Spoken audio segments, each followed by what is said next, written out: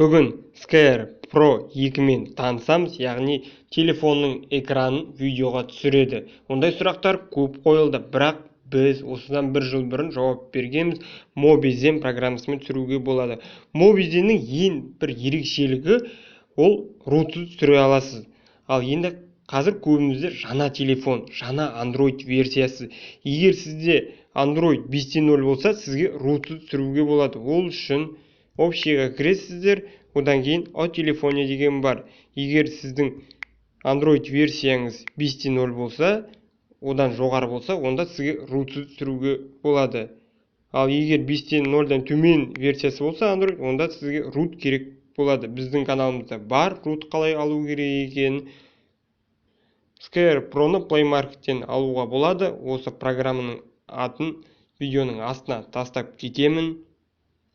Тағы да үлкен қосымша плюстері бұл программада сіздер, яғни ешқандай логотип көрмейсіздер, міне жоғары жағында болады. Оны тоқтату үшін осы запистің үстіне басасыздар, галереяда сақталады. Тағы да ерекшелігі бұның, яғни сапасы өте жоғары десем болады. Сондай сапа жағына да мән беріпті. Сол үшін 5 плюсын аямай қоюға болады. Біліп жүремін каналына жазылыңыздар, видеомызға лайк басып қойыңыздар.